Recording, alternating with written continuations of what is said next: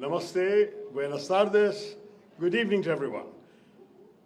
It's a real pleasure for me to address the President of the Republic, to have met with the Foreign Minister, the Vice Foreign Minister and their colleagues, to have been received by the President of the National Assembly, and in addition to that, to have had a very constructive engagement with the Indian diaspora, or large representatives of it, here this evening, yesterday evening in the city.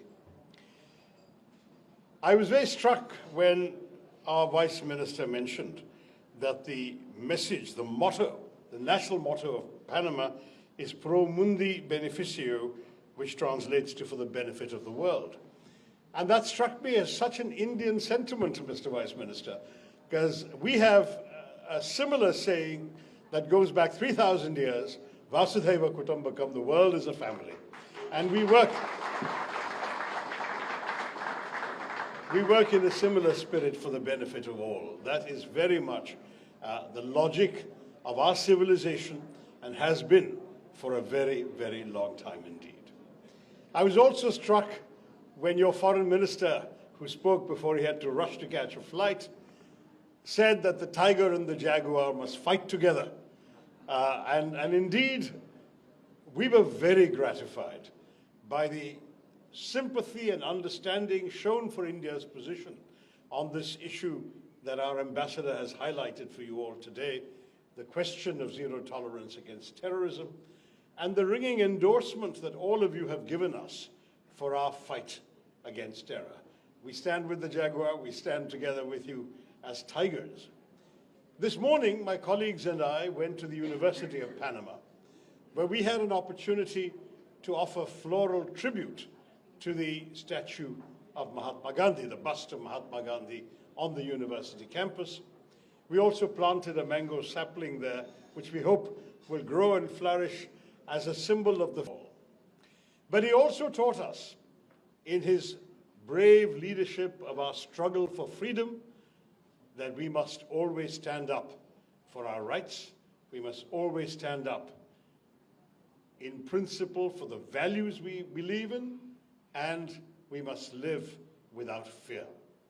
That freedom from fear is what we in India have to fight for these days against the evil attacks of malign men who call themselves terrorists, or who are called by the world as terrorists, but who believe that by doing this kind of thing, of coming into our country, killing innocent people, and going off again, that they will somehow achieve some larger political or religious cause. As you can imagine, that is not something that any self-respecting country will give in to. And even the land of Mahatma Gandhi will not turn the other cheek when this happens. We will respond effectively. On the 22nd of April, terrorists marched across our borders and killed 26 holidaymakers, tourists in Kashmir. And when this happened, India and the world recoiled in horror. We are grateful for Panama's immediate condemnation on that very day of what happened. But when for 2 weeks nothing had been done by the country that had offered them safe haven, known to be the bases and headquarters of organizations proscribed by the United Nations Sanctions Committee Against Terrorism, and also on the wanted list of the United States terror-designated list. And we struck them with great precision and calibration, taking care to do so late at night, 1:05 to 1:30 in the morning at night, in order to ensure there would not be civilians around who might suffer any collateral damage. And we hit with great precision only the very targets we had aimed at, sometimes a very precise building within a terrorist compound that's much larger. And we sent a signal to the Pakistan government. We have not targeted or hit any government sites, any military sites, any civilian sites. We have only targeted known bases of the headquarters, of the terrorists. And with this message, we hoped that Pakistan would understand that we were standing up in our own self-defense. Sadly, they chose to retaliate with an indiscriminate barrage of artillery shells that killed 19 people, hit a Sikh temple, a Gurudwara, hit a convent of the nuns of the Carmelites of Mother Mary, hit the homes and vehicles of ordinary civilians, killed 19 people and drove 59 to hospital. It was then that India retaliated hard. Drones and missiles were sent in our way, we stopped them, and in turn, we hit 11 further sites in Pakistan, this time military sites, which we had spared earlier, leaving craters on the runways of many of their airfields, all of which, of course, have been captured on satellite television. In the end, after 88 hours of this conflict, the Pakistanis called our Director General of Military Operations and sued for peace. They wanted a cessation of firing. We immediately did so, without any hesitation, because our message from the very start had been, we did not intend to escalate conflict, but when Pakistan acted, we had to react. And if Pakistan stopped, we decided to stop. That is exactly where we have left matters as of now. Some of you have asked me, and I think I'll answer that question now, why it is that we were so sure that these terrorists had come from Pakistan. There are three reasons, my friends. The first is that we have seen a pattern for almost 4 decades of repeated terror attacks, which have been always denied by Pakistan and then proven to involve people based in, created by, armed by, financed by, guided by Pakistan, by elements in Pakistan. I will not blame the entire government or the state. There are elements in the military establishment of that state that have done this. You all remember the horrors of Mumbai in 2008. You all remember 170 people being killed in 3 or 4 locations, innocent people at hotels having dinners and celebrations who were killed in pursuance of this malign agenda. You all remember how Pakistan claimed that they did not know where Osama bin Laden was and that they thought he was dead, and he was found in a safe house right next to an army cantonment in a city that is a headquarters, a major garrison of the Pakistan army. This has been the record of Pakistan time after time after time. So our first set of reasons is when there is a pattern established and proven over many decades, you have no reason to disbelieve that suddenly this came from somewhere else. Second reason, when we struck the terror headquarters, we took some lives.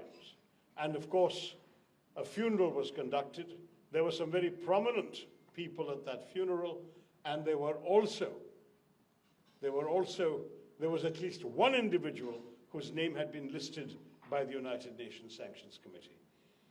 I want to show you who attended the funeral, and I think we have a slide on the screen as well. It was people in uniform from the highest echelons of the Pakistani army and police mourning at the funeral of designated terrorists.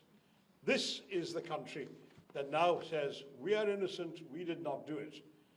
You do not mourn for people you do not know. Third reason is that, very sadly, this terrorist action was in pursuance of a cynical set of objectives that sadly only the Pakistani military seems to want to pursue. To undermine our country, to undermine the Kashmiri economy, which was booming with tourism. There were 100% growth in tourism in Kashmir between the first 4 months of last year and the first 4 months of this year. We had actually seen, I was told by my friend, the Indian ambassador in Washington, that there were more tourists in this place in Kashmir, in Pahalgam, than there were in Aspen, Colorado, the big tourist site that you're all familiar with in the US. And yet, by a terrorist attack, they knew they could stop tourists coming. And indeed, there has been a dramatic collapse in tourism in the weeks afterwards, which we hope can be reversed. But that too is an objective only of our nation's enemies. Third, there was a very unpleasant manner in which this was conducted, in which the terrorists asked the religion of the people they were shooting and then shot them dead.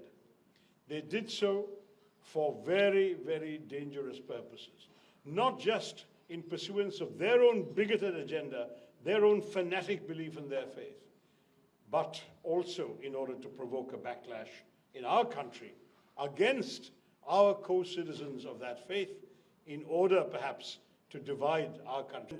The 7 of the MPs who have come, we represent 5 political parties. We come from every different part. Each one of us comes from a different state, a different part of our country. But we are united in this one message, that the nation stands with one heartbeat to say to the entire world, we have had enough. We will not take any more. We wanted you to understand that we have been patient. We have tried every other means. We have offered cooperation with investigations. We've even invited the Pakistanis to come and cooperate. We've given the world lots of proof of things like the Mumbai attack. Now the time has come that we must act ourselves, because nothing else has worked. Nothing else has stopped these people. There's been no prosecution, no conviction of any of these terrorists. And we believe that when Panama joined in the United Nations Security Council statement that said it is not just enough to catch the perpetrators of such crimes, but one must also hold accountable the countries that provide them safe haven and support and finance, I think the message should have gone very, very clearly to our neighbor that that is a message the world stands behind. I want once again to thank the government and people of Panama for the support and understanding they have shown us. We stand with them in their needs.